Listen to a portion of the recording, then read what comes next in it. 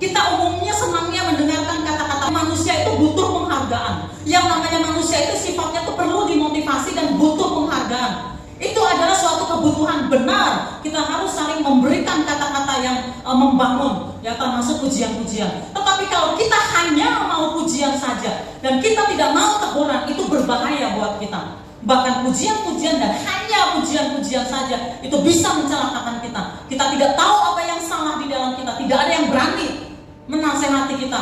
Kita masuk kepada keadaan yang berbahaya.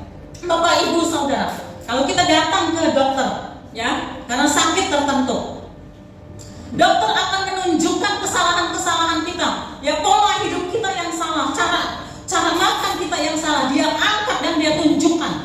Ya, mungkin kita malu dengan kelakuan kita yang salah, mungkin kita malu dengan gaya makan, gaya hidup kita yang salah, tapi itu diangkat oleh dokter. Supaya apa? Supaya kita menyadari dan mengubah semuanya. Untuk apa? Untuk kesembuhan kita. Jadi kesalahan itu harus diangkat, harus dijelaskan. Demikian juga secara rohani. Ya, kalau kita mau, ya, keadaan kita dipulihkan, kalau kita mau dipulihkan seluruh kehidupan kita secara holistik, ya, dan juga dimulai dari keadaan rohani kita, maka kita harus mau disembuhkan.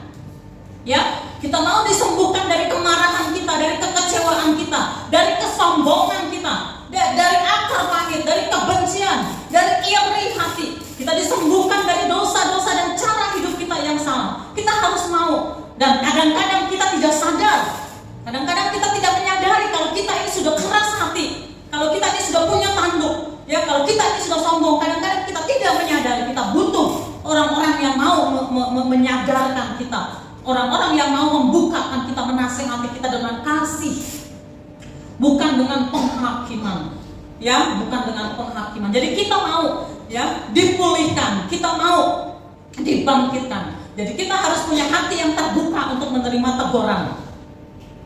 Ya, jangan kita hanya mau kata-kata yang bagus-bagus saja.